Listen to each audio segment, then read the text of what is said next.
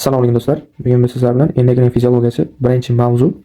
Avval ham sizlar bilan birinchi mavzuga doir ma'lumotlarni ko'rib chiqamiz. Ular retseptorlar, gormonlarni tuzilishi, kimyoviy tabiatiga, ta'sir mexanizmiga ko'ra gormonlarni aniqlash, tekshiruv usullari shular haqida gapirib chiqamiz. Bugun esa shu gormonlarni asosiy ishlab chiqarishida muhim rol o'ynaydigan boshqaruv markazlaridan biri desak ham bo'ladi, gipotalamus va gipofiz haqida gapirib chiqamiz.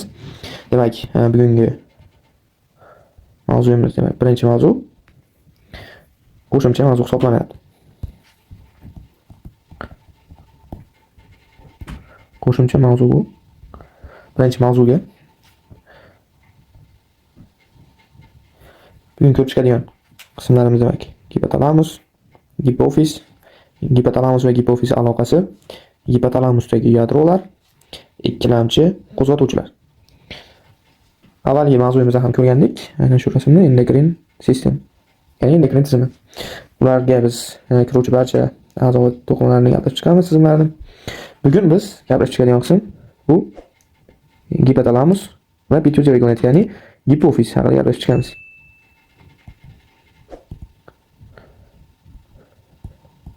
Gipofiz. Pineal gland bu epifiz bezi.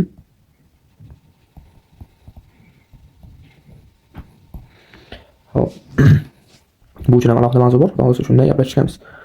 Biz bugun ko'rib chiqadigan qismimiz aynan mana shu joyda joylashgan tizimlarni gapirib chiqamiz. O'zaro bog'lanishlar, ularda ishlab chiqariladigan gormonlar, bir-biriga o'zaro ta'siri, gormonni gipotalamusga, gipotalamusni gipofizga va ishlab chiqarilgan gormonni gipotalamus va gipofizga o'zaro ta'sir mexanizmlarini gapirib chiqamiz. Undan avval biz bilib olishimiz kerak, endokrin tizim uchta qismdan tashkil topgan degandik. Avvalgi darsimizda bu haqida ma'lumot keltirilgan. Demak, ular birinchisi endokrin bez, ikkinchisi gormon, uchinchisi nishon a'zo. Hop, demak. Uchinchisi demak nishon a'zo dedik. 1 3. Demak, umumiy holatda bular endokrin tizimni hosil qiladi.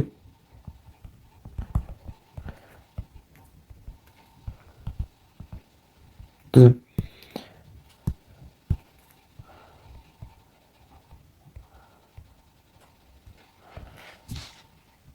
Demak, birinchisi hozir gipotalamus haqida gapirib chiqamiz.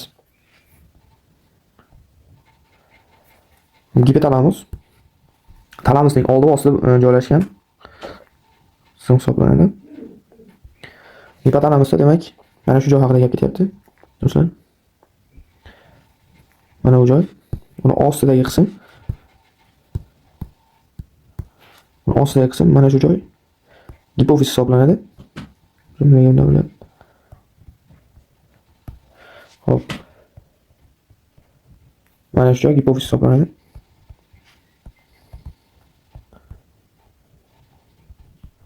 Gipofiz. Hop. Hozir biz gaplashadiganimiz gipotalamus. Unda yadrolar demak birinchi supraoptik yadro, ikkinchisi paraventrikulyar yadro, uchinchisi arkuat yadrosi va preoptik yadro. O'zi yadro nima deydigan bo'lsak,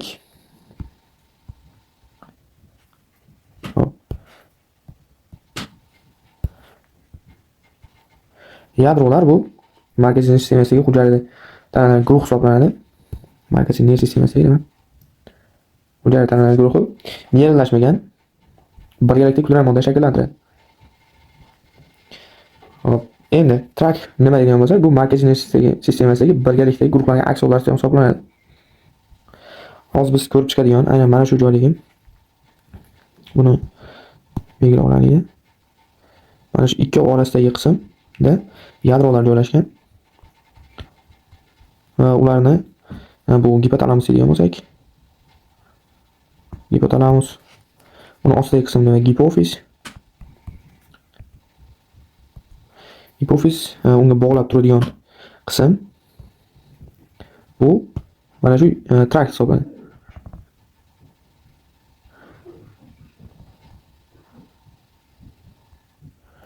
Ataylab shu ikkita alohida chizdim, chunki gipofizni ikkiga bo'lib olganmiz. Ya'ni oldingi va orqa. Hop, shunga ko'ra farqlanadi. Demak, gipotalamusdan asosan ishlab chiqariladigan gormonlar statinlar, yoki inhibitorlar, inhibiting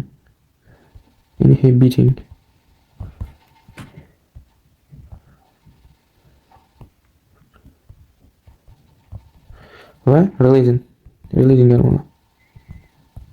Releasing ishlab chiqariladi asosan. Hop. Shuningdek, mana shu gipotalamus va hipofiz orasini bog'lab turuvchi qism bu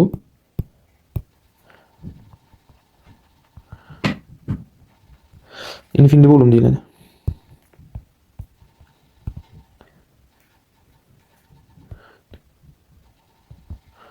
Infundibulum.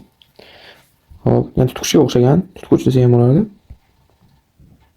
Tutqich desa ham bo'laveradi. Hop, bu gipotalamus haqidagi umumiy ma'lumotlar edi. Ya'ni ba'zi bir ingliz manbalarida mana supraoptik yadroni son deyishimiz mumkin. Son va parametrik yadroni PV. Hop, va shuningdek bizda preoptik yadro, ya'ni PON mavjud. PON. Unda bu qisqartma shakllarini ham bilib oldik. Qaysi tizimda gaplashishimiz kerakligini ham ko'rib oldik. Hop, keyingi qismimiz bu hipofiz.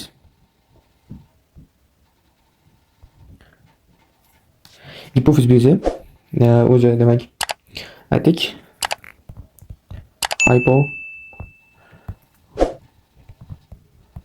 Hypophysis deyiladi. Ikkita qismdan iborat. Ya'ni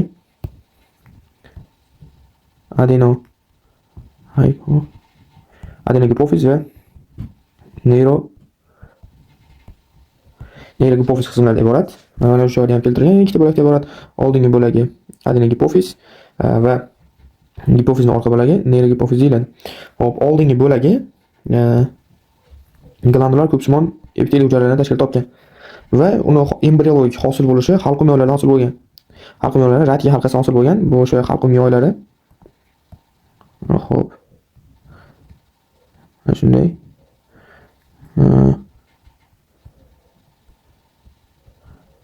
Mana shu halqum yoylari embriologiya keltirilgan, shu joyda hosil bo'lgan, ya'ni mana shundan hosil bo'ladi. Radke halqasi degan, radke pouch deydi. Radke pouch dan hosil bo'lgan. Bu hipofiz bezining oldingi bo'lagi. Hop, hipofiz bezining oldingi bo'lagi. Aynan biz hozir gaplashayotgan joy, mana shu joyda mana ko'rsatib qo'yilgan sariqlar va uni mana qanday qilib gipotalamus bilan bog'lanishi, u joyda biz o'rta tepalik ko'rib turibmiz. Mana shu infundibulum, ya'ni tutqich, orqa bo'lagida mana shu joyga yozib qo'yaylik. Ikki xil garmon bor.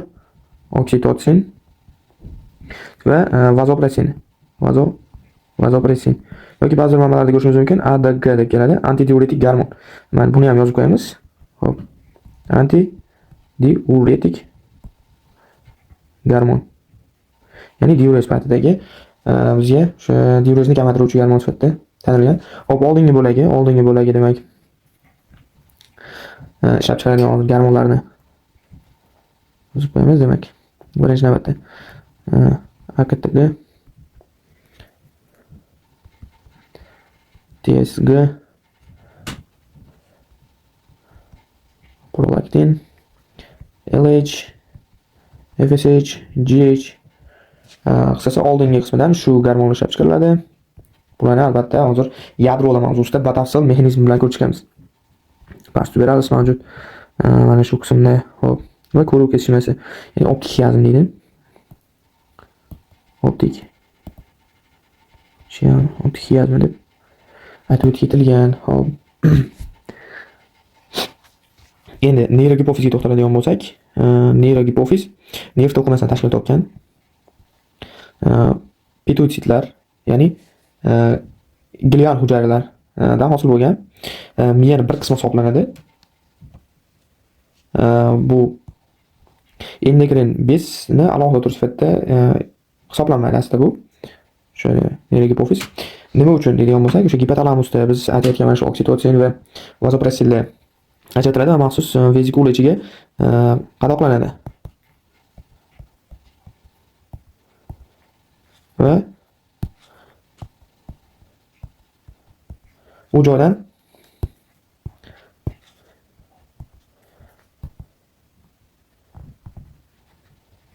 neurogipofizga sekretsия qilinadi, ya'ni transmissiya qilinadi, o'tkaziladi. Bu joyda o'sha neurogipofizda saqlanadi, ya'ni saqlash. Keyin zarur paytda uni ishlab chiqarish, ya'ni ishlab chiqarish emas, aniqrog'i chiqarib berish. Chiqarish.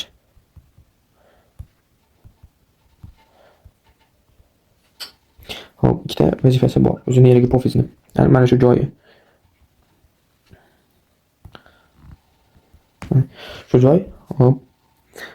Demak, gipofiz bo'yicha umumiy aytiladigan ma'lumotlar shu. Endi keyingi qismga o'tamiz. Hop, gipotalamus, gipofizor aloqasi, ya'ni traktlar haqida gap ketadi. Bu joyda nima haqida gaplashamiz degan bo'lsak, asosan trakt, ya'ni yo'l. Qanaqa yo'l deydigan bo'lsak, gipofiz, gipotalamus va gipofiz orasidagi gipofiz bog'lanishi qanday kechadi? Demak, gipotalamo gipofizar connection ingliz tilida qidirib ko'rsanglar, shu joyga yozib qo'yamiz alohida qilib. Inglizcha yozaylik. Shuni qidiradigan odamga oson bo'ladi. Hypo mo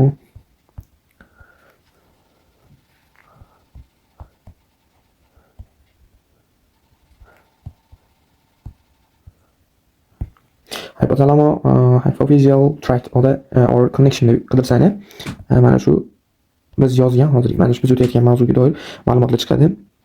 Xo'p, biz asosan hozir qayerlarni gaplashamiz? Mana shu sohani gaplashamiz. Shu joyda qanday aloqalar ketadi, qanday bog'lanishlar bo'ladi, shularni ko'rib chiqamiz. Hozir birinchi navbatda biz o'sha gipotalamo gipofizar traktni gaplashib chiqamiz, nerv bog'lanishi. Va asosan traktlar nerv bog'lanishlarida bo'ladi, nerv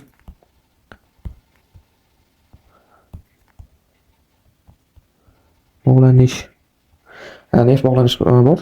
Shunda nerv bog'lanish tushuniladi asosan. Bu mana bu oldingi bo'lagi bor. Mana oldingi bo'lagidagi gormonlar TSH, AKTG, FSH, LH, prolaktin yoki o'sish gormoni, shularni ko'rib turibmiz. Hop. O'chib turamiz. Endi demak bu oldingi bo'lagiga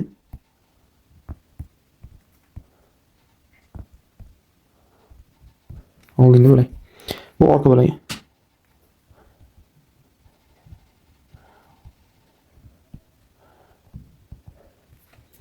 Orqa bo'lagida qanday kechadi degan bo'lsa, bu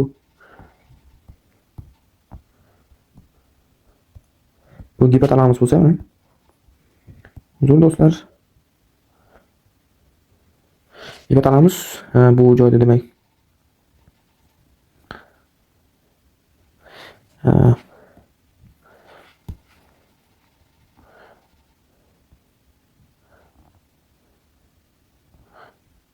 bu joyda demak neurogipofiz,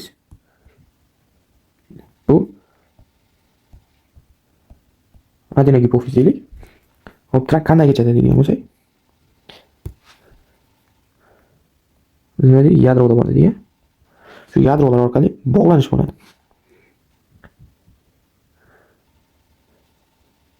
Mana bu joy nerv tanalari edi.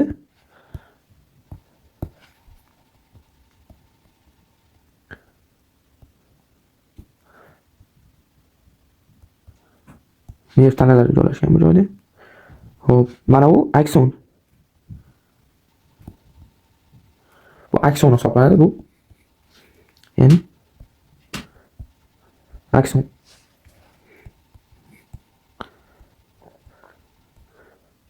Tanasi. Mana bu joyda demak o'zini maxsus ajratadigan nerv oxiri bo'ladi bu. Nima ajratadi? Sekretariya. Ya'ni bu joyda ajratilgan xuddi o'sha nerv tanasi, aksoni maxsus bitta modda ajratgan, mediatorga o'xshagan. Shunga o'xshab ajraladi. Bu joyda nima ajraladi degan bo'lsak, shu oksitotsin va ADG. Bu asosan bu joyda paraventrikulyar va buni PVN va son orqali ajraladi. PVN. Hop, ya'ni portal vena. Portal vena, paraventrikulyar yadro. Asosan uni ikkita turi bor deyilgan. Bu joyda bittasi oksitotsin ajratadi. ya'ni oksitotsin, supraoptik yadro esa ADG ajratadi. ADG ajratadi. Hop. Endi bu gipotalamo gipofizar traktni mana shu umumiy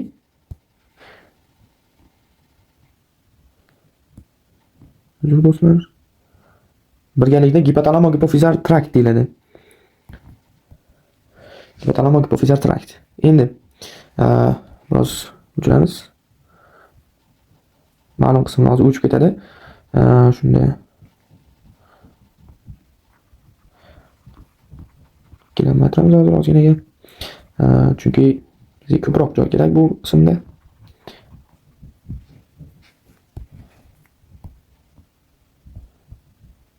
Gipotalamus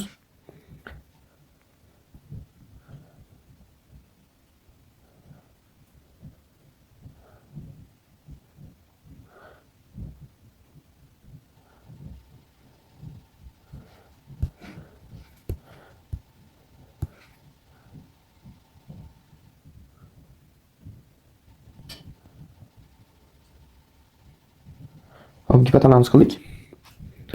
Avvalgi shu bog'lanishlarni ham chizib qo'yamiz, ya'ni nerv orqali bog'lanish bu. Oksitotsin.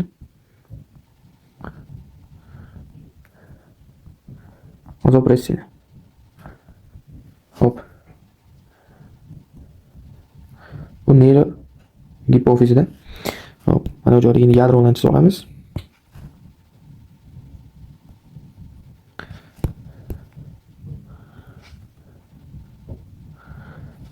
Endi bu tomonda aloqa qilamiz, ya'ni bu aloqa nima orqali bo'ladi degan bo'lsak, bu joyda bizga mosrang shu, demak, portal vena orqali bo'ladi. Qanday qilsak bo'ladi? Hop.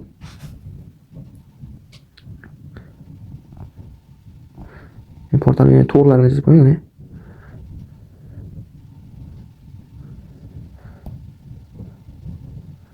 Qisqasi bu o'sha mana bu joyda kapillyarlar bor. Bu joyda ham kapillyarlar bor. Ikkovini o'rtasini bog'lab turadigan qism bu o'sha portal tizim orqali bo'ladi. Ya'ni gipotalamus va adenogipofiz o'rtasidagi ikkita kapillyar shu tutamlarni bog'lovchi qism hisoblanadi. Bunda bu ya'ni gipotalamo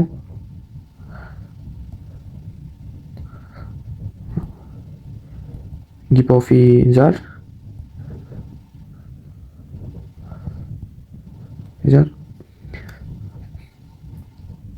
portal tizim.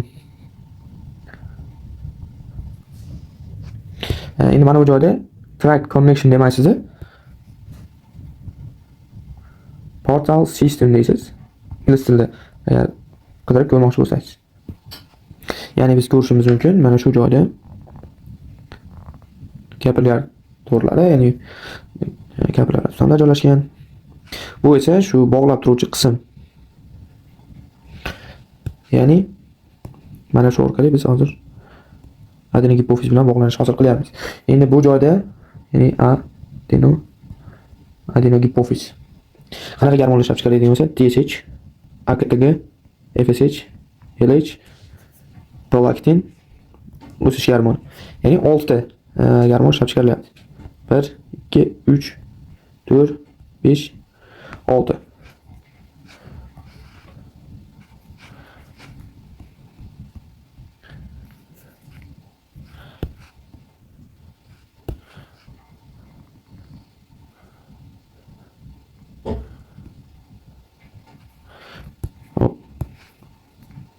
Birinchisi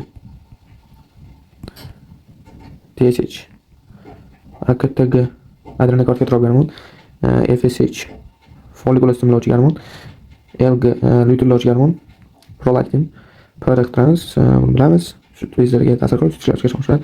Hop, growth hormon, ya'ni o'sish gormoni. Growth hormon. Mana o'sish gormonini ta'sir qilish joyi jigardan insulin growth faktoriga birga ta'sir qiladi. Yog' to'qimasi, muskul, suyak va boshqa organlar o'sishga ta'sir qiladi. Va yana shu joyda bir to'la tahlil qilib ketishimiz kerak. Hop, bu joyda o'sha TSH kalkosmon beziga ta'sir qiladi. Kalkosmon bezi esa tiroid gormonlarini ishlab chiqaradi. Ya'ni tiroid gormonlar. T3, T4 tiroksin ve triiodotropin. Bu tiroksin. Triiodotropin. Hop. Bu endi bizga kerak emas. Hop.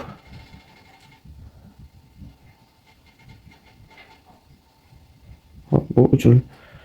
Endi keyingi qismi bu adrenal korteks. Kortikal garmonlarga ular o'zi bo'linib ketadi. Neurokortikoid, glikokortikoid, kortikosteroid. Hop. Ularni o'zini alohida mavzusida gaplashib chiqamiz. Testis, ya'ni FSH testisga ta'sir qiladi. Ya'ni tuxumdonga. Shuningdek, u LH urug'donlarga ta'sir qiladi. Testis urug'don, ovariy tuxumdon aralashtirib qo'ydik shu joyda. Hop. Oxirida estrogen, progesteron kabi gormonlar ishlab chiqaradi. Inhibin kabi prolaktin, breast milk production, ko'krak sut bezlaridan sut ishlab chiqarishni oshiradi. Hop.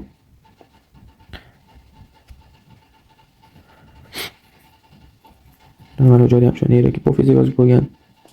Bu joyda shu adenogipofiz haqida ketgan ma'lumot. Ularni ham o'qib o'rganib olasiz. Demak, bu umumiy gipotalamo-gipofizar connection haqida edi ma'lumotlarimiz. Hop.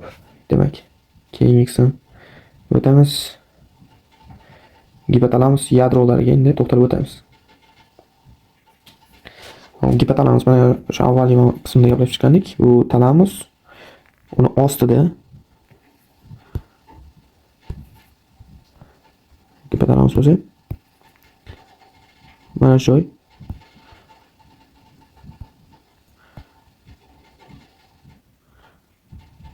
Hipofiz, gipotalamus bu joyda. Gipotalamus. Hop. Uni ostida keyin mana shu joyda hipofiz joylashgan bo'lyapti. Hop.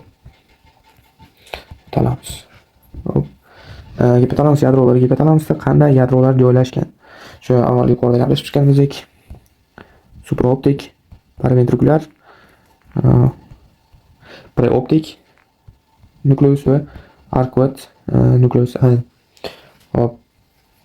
Supraoptik, paraventrikulyar, preoptik, arkuat yadro ularning har bittasini qanday funksiya bajarishini ko'rib chiqamiz. Demak, supraoptik yadro antidiuretik gormon ishlab chiqaradi. Ya'ni antidiuretik gormonga ta'sir qiladi ishlab chiqarilishiga. Hop. O'zi shu orqali sekretsiyalandi, chunki bu neyrogipofiz orqali ta'sir qilyapti. Hop. O'zi gipotalamusni ko'rishimiz mumkin. To'g'ri nerv orqali nazorat. U yurak suti bezida, adrenal glandlarida va to'g'ri gormon ajratishiga ta'sir. Bu shu neyrogipofizda. Mana ADG, oksitotsin. Hop, bu tomondagi qolgan qismlar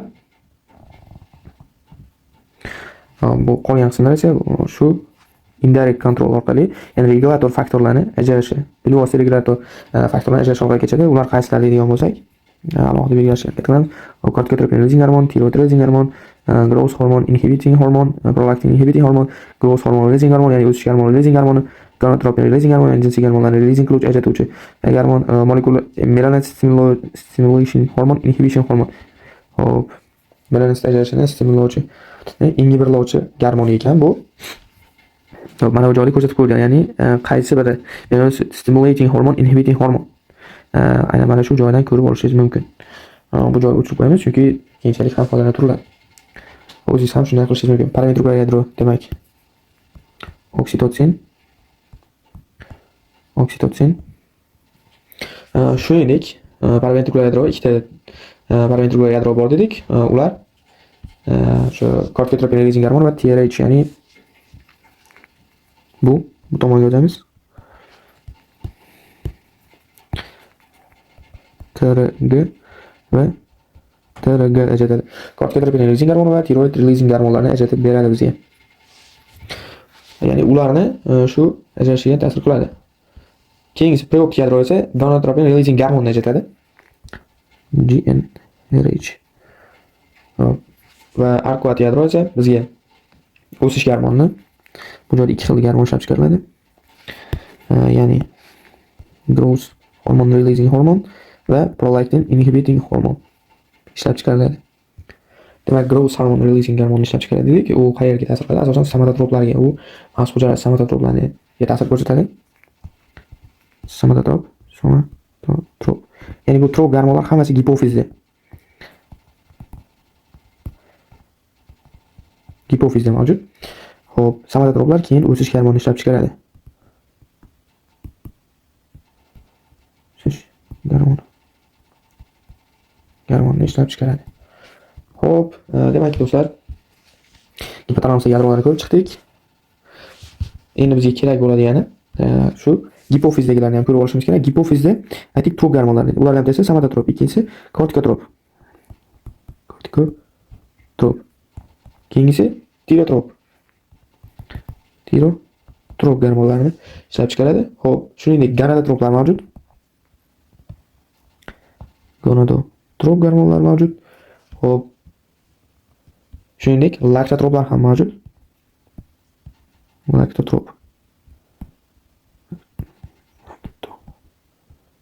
Laktotrop, ya'ni somatotrop, kortikotrop, tirotrop, gonadotrop, laktotrop. Shularning hammasi demak mana shu releasing gormonlari ta'sirida stimullanadi va u joylardan shu tegishli gormonlar ishlab chiqariladi. Mana shu joydagi AKTG, TSH, growth hormon, prolaktin, FSH, LH, MSH va hammasi mana shu joyda keltirilgan. Mana shu joyda yana qaytarib aytaman, shu alohida to'l burchakka olib qo'yilgan jadvalimizda gormonlarning inglizcha kengaytirilgan, to'liq varianti keltirilgan. Ularni shu tarjimasi konspektda keltirilgan bo'ladi, xohlasa. Konspekt orqali o'qib olishingiz mumkin bo'ladi. Demak, ularni ta'sir qiladigan joylari har bittasi mana AKTG demak buyrak usti bezi po'stoq qismiga ta'sir qiladi. Shuningdek, boshqa markar olamiz. Shuni olamiz. Adrenal glandlarga yoki shuningdek TSH qalqon simon beziga ta'sir qiladi, tiroid gormonlar ishlab chiqaradi. O'sha adrenal glanddan glukokortikoidlar ishlab chiqariladi keyin AKTG ta'sirida. Hop, o'sish gormoni periferik muskul to'qimalarni o'sishga qaytarishga ta'sir qiladi. Prolaktin ko'krak orqali sut ishlab chiqarilishi, ya'ni milk production.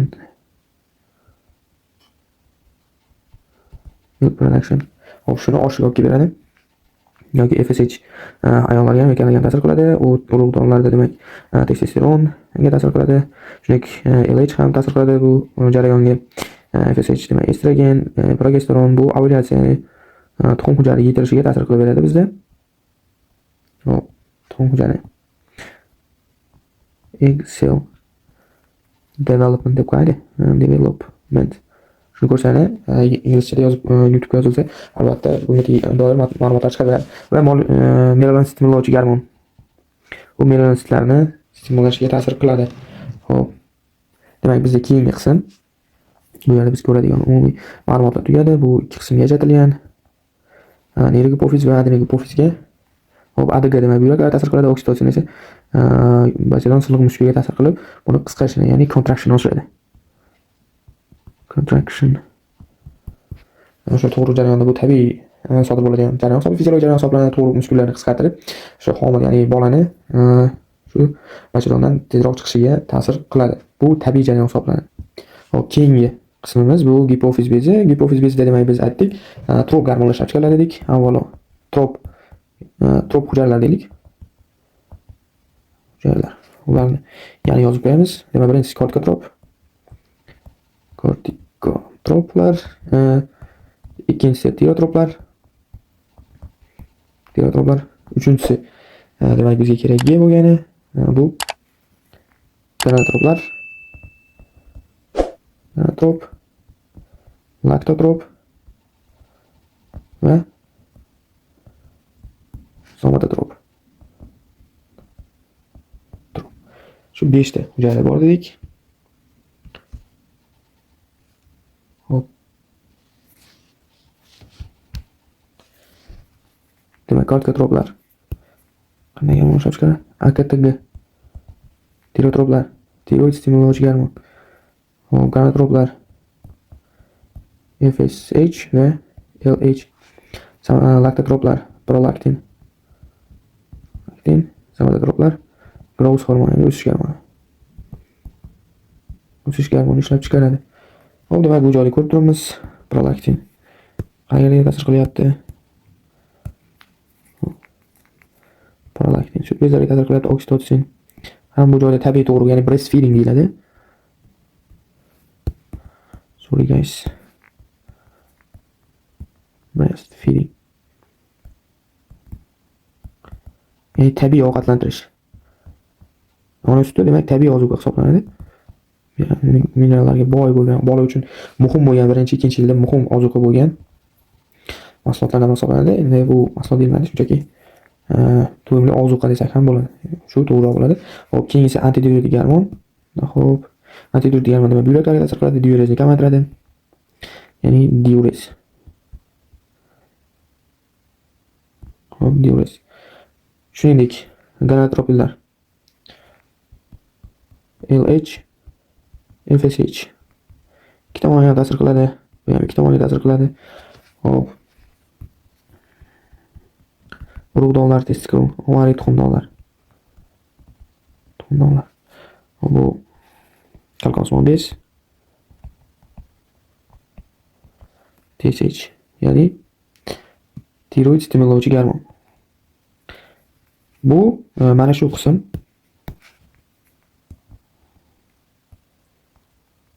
bu hammasi neyrogipofiz. Neyrogipofiz qismi edi. Neyrogipofiz hisoblanadi.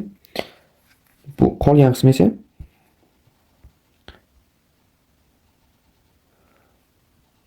bu joyda bir xato ko'rsatilibdi. Qolgan qismi esa adenogipofiz hisoblanadi. Buni hozir qo'shmatiramiz. Yaxshi bo'ldi o'chib ketgan. Hop. Demak, TSH, growth hormon mushkulga, suyakka. Hop. Melanin stimullovchi gormon, teriga ta'sir qiladi, melanitsitlarga, AKTga, demak adrenal korteksga ta'sir qilib, demak, gligokortikoidlar ishlab chiqarishni ortishiga sabab bo'ladi. Va bu gipofiz haqidagi umumiy ma'lumotlar edi. Gipofizda menimcha hammasi bo'lib shu qismlar ko'rib chiqish kerak edi. Hop, bu demak, bu joyga yozib qo'yamiz. Neyrogipofiz. Bu joyga yozib qo'yamiz. Adenogipofiz. Hop, ikkinchi qismga o'tamiz. Bu joyda bizga ko'rsatilyapti gipotalamo gipofizlar aloqasi. Yuqorida aytilgan ma'lumotlarning har bittasiga to'xtalib o'tamiz. Demak, supraoptik yadro. Supraoptik yadro demak, bu joyda biz antidiuretik gormon dedik. So'ng demak, ADG yoki vazopressin. Vazopressin bu qayergacha deydigan bo'lsak, neyrogipofizga to'g'rimi? Do'stlar, neyrogipofiz. Neyrogipofizga aytyapti. Hop, ko'rishimiz mumkin bu joyda paraventrikular yadro, supraoptik yadro, mana supraoptik yadro o'z sekretini shunday holatda ko'rsatyapti. Umumiy vazopressin, oksitotsin biz asosan o'z ko'rib chiqadiganimiz vazopressin hisoblanadi. Hop, bu joyda ya'ni antidiuretik gormon ajralgandan keyin, hosil bo'lgandan keyin u akson bo'ylab, pastga akson bo'ylab transport qilinadi, sinaptik vezikulada va bu maxsus motor neyron orqali amalga oshadi. Hop, demak bu jarayon maxsus motor neyron orqali amalga oshadi. Hop, demak maxsus motor neyron orqali antidiuretik gormon yetkaziladi neyrogipofizga. Bu joyda endi vezikulada antidiuretik gormon ajralish uchun maxsus stimullar kerak bo'ladi. Vezikulada turgan antidiuretik gormon ajralish uchun maxsus o'sha stimullar kerak bo'ladi. Bular nimalar deydigan bo'lsa, birinchi navbatda qon hajmi. Qon hajmini tushib ketishi va shuningdek qon bosimini. Qon hajmi tushdimi, demak qon bosimi kamayadi. Qon bosimini kamayishi. Shuningdek plazma osmolalitisi, plazma osmolyalligi va og'riq. Shu to'rtta kriteriya mana shu supraoptik yadrodan ADG uchun stimul hisoblanadi. Ikkilamchi qo'zg'atuvchilar deyildi-ku, bular shu hisobiga kiradi. Aslida bular asosiy shu ta'sir qiluvchi hisoblanadi. Shu joyda aytib o'tish kerak. Osmolality nima, osmolyallik nima deydigan bo'lsak, bu shu eritma va plazma ichidagi suv va eruvchilarning konsentratsiyasi hisoblanadi. Masalan, yuqori plazma osmolyallik deydigan bo'lsak, bunda osmolyallik bunda yuqori edi va yuqori osmolyallik deydigan bo'lsak, gipertonik plazma esga tushsin. Gipertonik plazma Bunda qanday bo'ladi? Demak, bunda erituvchidan ko'ra eriyotgan modda ko'p bo'ladi. Masalan, uchun natriy kaliy ko'p bo'lsa, suv miqdori kam bo'ladi. Bu eritmalar kamayish kuzatilyapti. Eritgan moddalarning esa ko'p bo'lishiga olib kelyapti, ya'ni plazmada kechayapti bu jarayonlar. Xo'p, endi antidiuretik gormon ajralishiga ingiberlovchi omillar nima deydi? Masalan, shu yuqorida aytilgan stimullarni teskarisi, ya'ni qon hajmini yuqori bo'lishi, qon bosimi yuqori bo'lishi va alkogol bitta o'zgardi. Mana alkogol ham bunga shu ingiberlovchi omil sifatida qaralar ekan. Xo'p, shuningdek, endi bu joyi biroz to'g'rilab olamiz. Bizga hudud kerak ko'proq olishimiz uchun. Xo'p, osmoretseptorlar mavjud. Mana shu osmoretseptorlar antidiuretik gormon ajralishini bizga shu ta'minlab beradi. Ular qanday ishlashini hozir ko'rib chiqamiz.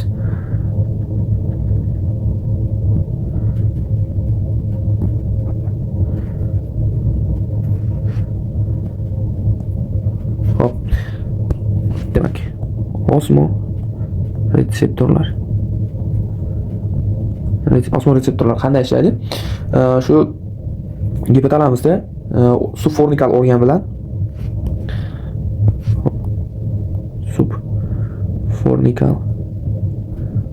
va organum vasculosum lamina terminalis qismi mavjud. Organum vasculosum of lamina terminalis.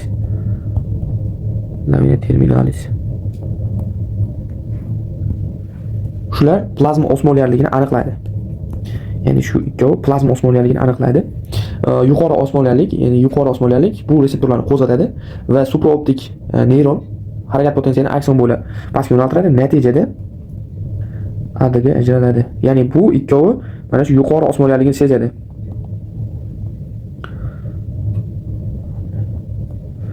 Yuqori osmolarlik deyildimi? Demak, u joyda nima ko'p?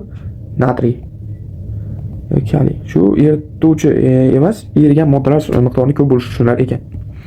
Demak, bu umumiy shu supraoptik yadrodagi ADGning sintezi bilan bog'liq bo'lgan jarayonlar edi. Demak, yana yozib qo'yamiz ADG sintezi uchun nima muhim ahamiyatga egaligi.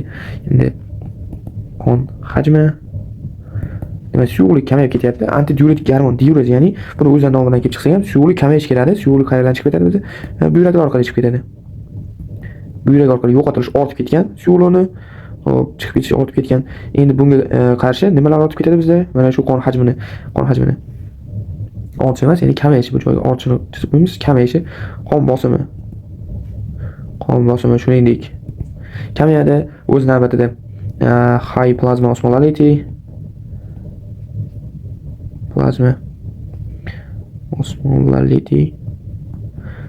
shuningdek bizda og'riq dedik. Og'riq ham bu jarayonga plus ta'sir ko'rsatar ekan, ya'ni ADG sintezi uchun. Xo'p do'stlar, keyingi qism bizda bu paraventrikulyar yadro, ya'ni gipofizning orqa bo'lagi, posterior lob deyilibdi, gipotalamus, paraventrikulyar yadrolar, suboptik yadrolar, paraventrikulyar yadro, infundibulum, demak bu tutqich dedik, gipotalamus, gipophyseal tract, hujayra tanasi, akson, terminal va nerv oxiri signal mana shu joydan shu moddalar ajralishini ta'minlab beradi. Vena o'sha olib ketadigan posterior lob, anterior lob, pituitary gland, ya'ni gipofiz bezi deb keltirib o'tilyapti. Xo'p. Endi bizda paraventrikulyar yadro nima vazifa bajaradi deymiz? Sekresiya, ya'ni oksitotsinni ajratadi bu paraventrikulyar yadrolar. Xo'p, shuningdek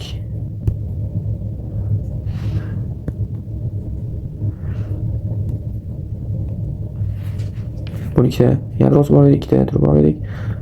PVN bir ikki qilib qo'yamiz, chunki bu desa neyrogipofiz bilan aloqa qilyapti, oksitotsin ishlab chiqaryapti.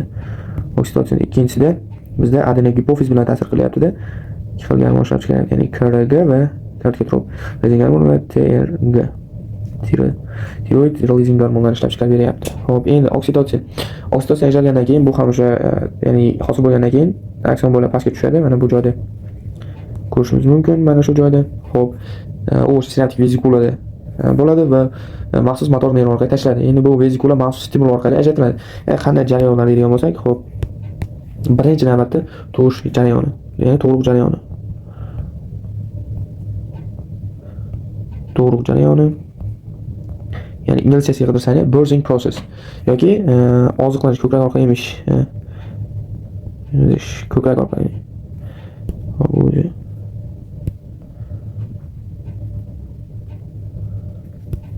ko'krak orqali oziqlantirish. Ko'krak orqali oziqlantirish. Shunday desak to'g'ri bo'ladi. Xo'p. Va uchinchisi male ejaculation deydi, ya'ni male ejakulatsiya. Erkaklar ejakulatsiyasi, ya'ni shu ruh hujayra hosil bo'lish jarayoni. Da mana bu o'sha ko'kraklar orasida ko'krak yuzlariga ta'sir qilganda uni shu nipple deydigan bo'lsa, ya'ni bu ko'krak bezi shu so'ruvchiga va atrofidagi areolaga bo'ladi. Shu joyga oksitotsin ta'sir qiladi va buni o'sha qisqarishini ta'minlab beradi.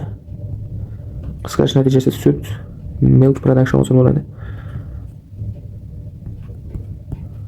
Endi bu joyda yana qo'shimcha o'sha sut yo'llari mavjud bo'ladi. Hop. Bunga prolaktin ta'sir qiladi.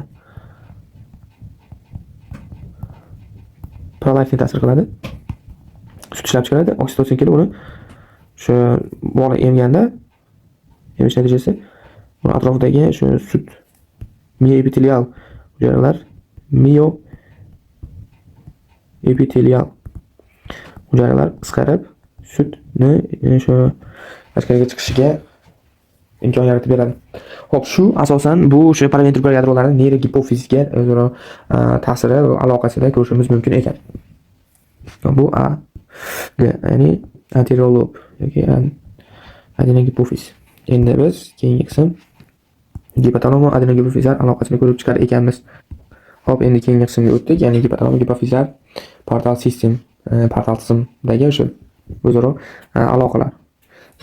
Biz bildikki, demak gipofizdan shu trop gormon ishlab chiqariladi, gipotalamusdan esa relizin va statinlar ishlab chiqariladi. Bular o'sha gormon gipofizdan ishlab chiqarilgan gormonning faoliyatini kuchaytiradi yoki to'xtatadi. Relizinlar demak gormon faoliyatini kuchaytiradi, statinlar shu gormonning ta'sirini bloklaydi, ya'ni to'xtatadi. Demak, paraventrikulyar yadrolar ikkita dedik. Ular demak gipotalamusda joylashgan bo'ladi. Demak, ular mana shu joyda turishdi, paraventrikulyar yadrolar. Xo'p. Demak, ular pituitary gland gipofiz bilan bog'lanib bizda o'z ta'sirini yuzaga chiqaradi. Ya'ni bu joydan endi u chiqmaydi. Gipotalamus gipofizdan endi AKTga chiqadi va TSH chiqadi. Xo'p. Demak, gipotalamusdan chiqyapti bizda paraventrikulyar yadrodan, PVNdan, bu inglizcha nomi nucleus yadro degani. Xo'p. Bu joydan chiqyapti demak. Bizda corticotropin releasing hormon va tiroid releasing hormon chiqyapti. Ular endi gipofizga ta'sir qilyapti. Bu joydagi corticotropin releasing hormonlar demak corticotroplarga ta'sir qilyapti.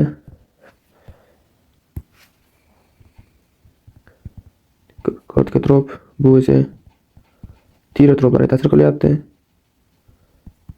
Tirotroplarga ta'sir qilib, bizda tegishli gormonlarni ishlab chiqarib beryapti. TSH va AKTG. Xo'p. Aslida bu corticotroplarga ta'sir qilganda ular maxsus oqsil, ya'ni propiomelanorkortin hosil qiladi. Mana shu joyda. Mana shungacha bo'lgan jarayonda hozir qolib ketibdi. Bu joydan aslida POMC degan modda ishlab chiqaradi, ya'ni propiomelanorkortin. Bu joyga yozib qo'yaman. Propiomelanorkortin ishlab chiqariladi. Endi bu propiomelanorkortin turli xil qismlarga parchalanadi. Bu demak birinchisi alfa melanosit stimullovchi gormon alfa MSH va ikkinchisi AKTG bo'ladi, ya'ni adrenokortikotrop gormon hisoblanadi. AKTG hisoblanyapti. Bu esa tiroid stimullovchi gormon. Thyroid stimulating hormon. Hop. Demak, biz ko'rishimiz kerak bo'lgan, o'rganishimiz kerak bo'lgan asosiy qism shu edi xolos. Paraventrikulyar yadrolarda. Keyingisi bu joyda izohlar uchun demak xulosa qilib qo'yamiz bu paraventrikulyar yadrolar bo'yicha.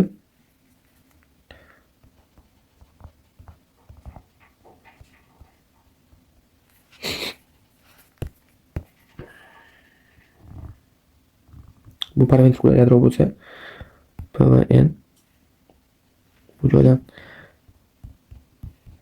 maxsus shu portal vena orqali shu kapillyarlarga yig'ilib oladi.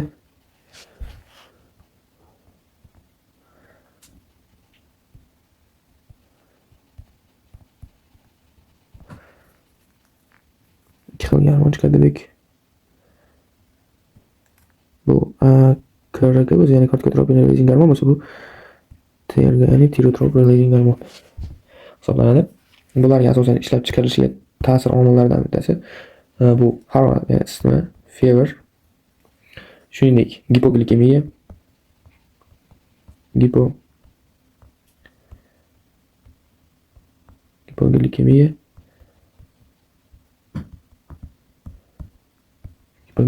va stress.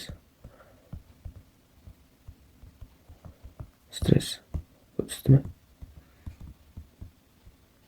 Xo'p, shular demak mana shu ikkita garmon ishlab chiqarishga ta'sir ko'rsatadi. Bu joyda ular kortikotroplarga ta'sir qiladi.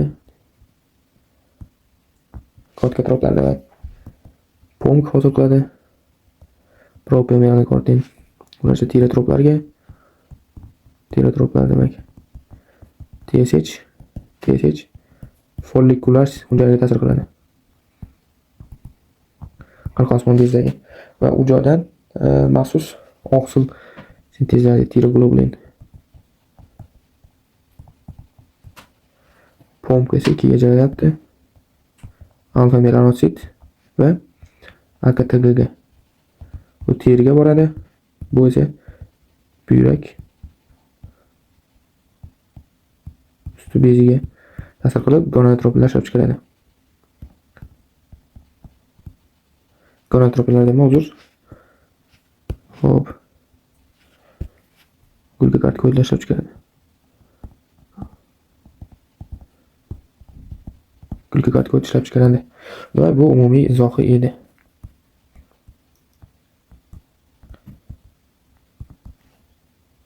Keyingi qismga o'tamiz.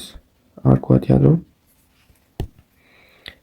Ya'ni arkuat yadro haqida ma'lumotlar. Gipotalamus o'sish garmoni, somatostatin, statinlar deb aytganimizdek, ingibiloj jarayon bo'lsa musbat jarayon ta'sir qilyapti. Pituitary gland, ya'ni gipofiz bezining oldingi bo'lagiga.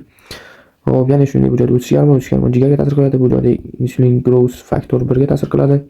Mana o'zi keltirib qo'yibdi, demak u suyakka ta'sir qiladi, ya'ni bone, muskulga ta'sir qiladi. Muscle and fatty acid, ya'ni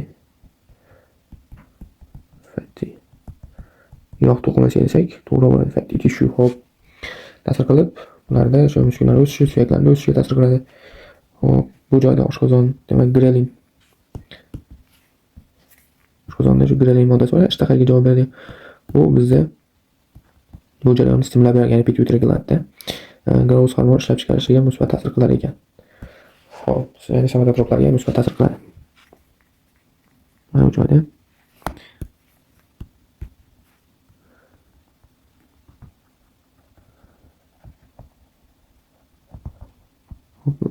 aynan mana shu joydagi somatotroplarga musbat ta'sir qiladi. Somatotrop. Ular keyin growth hormon ishlab chiqarishni oshiradi. Hop. Arkuat yadroda nafaqat o'sha growth hormon, shuningdek prolaktin inhibiting gormonlar ishlab chiqaradi. Demak, arkuat nucleus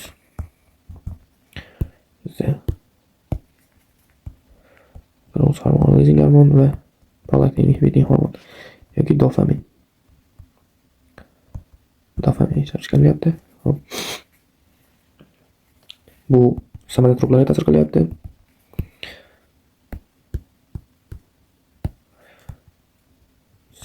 trop bu laktotroplarga. Laktotroplar ta'sir qiladi. Growth hormon va prolaktin.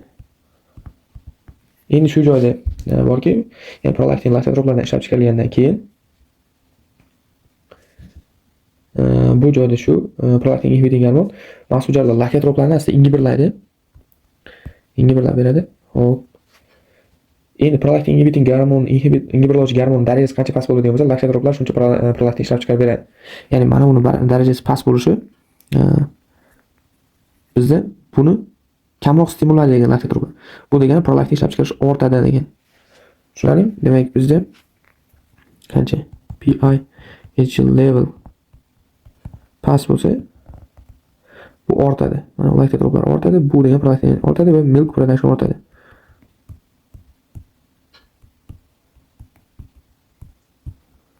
Hop.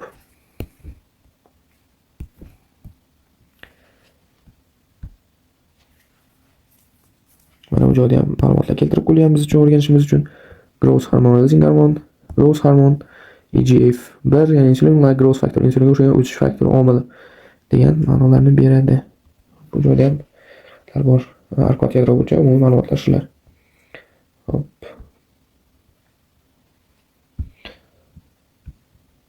Izohlarga keladigan bo'lsak, asosan biz aytdik, arqot yadroda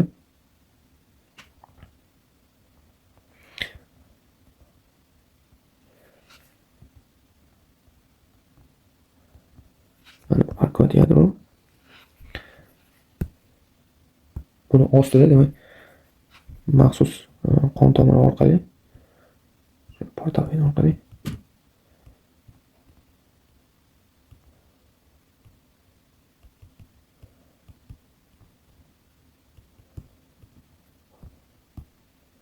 bu joydan o'sha moddalar ajraladi.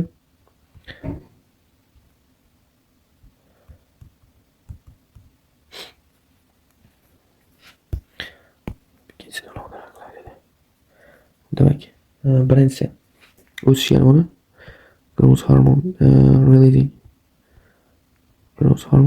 releasing hormon, ikkinchisi prolaktin inhibiting hormon.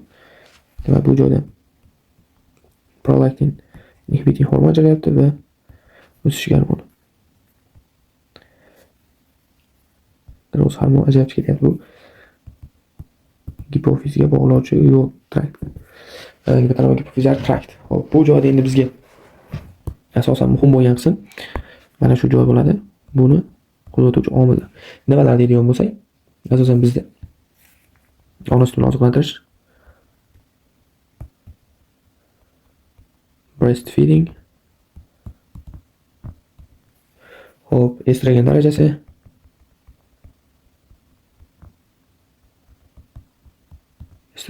va shuna tug'ishni to'g'rilikni nazorat qiluvchi dorilar. Birth control pills dorilar hisoblanadi. Bu prolaktin inhibiting hormonga ta'sir qiladi.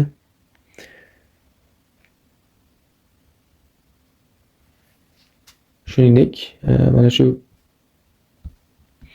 o'sish gormoniga ham ta'sir qiluvchi omillar bor. Releasing hormonga nechta omillar keltirilgan bu joyda. Eng muhimlardan biri gipoglikemiya. Amino kislotlar qonda yuqori bo'lishi, amino acid in blood yuqori bo'lishi, fatty acid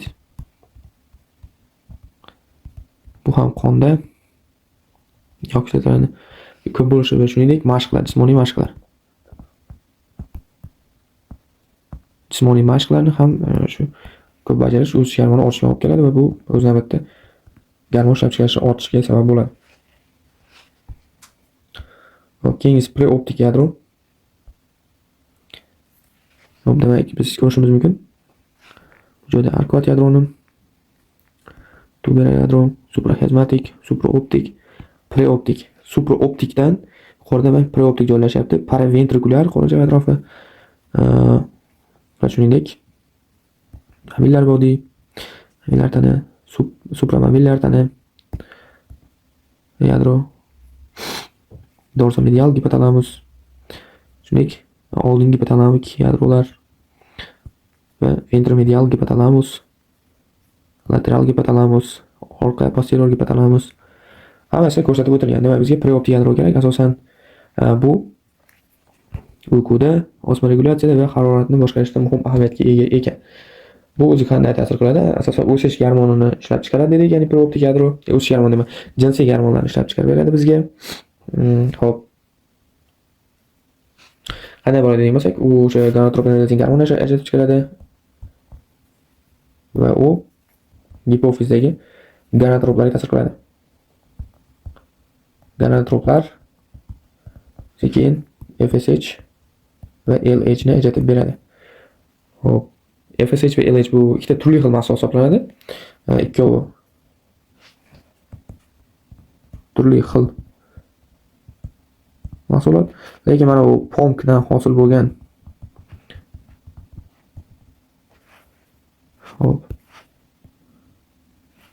POMC dan hosil bo'lgan moddalar, ya'ni AKTG va alfa MSH, alfa melanotsid simlovchi gormonlar, bular bitta moddani parchalashdan hosil bo'lgan mahsulot hisoblanadi. Endi FSH kamdan kam o'sha gonadotropin konsentratsiyasi ortgani kamdan kam ajratiladi, lekin bu tez ajratilgani bu LH hisoblanadi. Bu tez bu ba'zan deb eslab qolsak bo'ladi. Tez ba'zan ajraladi. Ya'ni mana bu gonadotropin releasing gormoni konsentratsiyasi ortishiga bog'liq holatda. Xo'p, shuningdek bular shu qayerda ishlab chiqarishni yozdik. Preoptik yadro, ya'ni preoptik yadro ishlab chiqariladi. Bu gipotalamus, gipofizga ta'sir qiladi. Bu demak umumiy preoptik yadrodagi kechadigan jarayonlar edi. Endi ikkilamchi triggerlar, qo'zg'atuvchilar, ya'ni prolaktinni nima qo'zg'atadi? Estrogen darajasi yuqori bo'lishi, tug'ruq nazorati doralari, ko'krak orqali oziqlantirish ortishi, bu atik breast. Sorry guys. Buni to'g'ri qildim shekilli.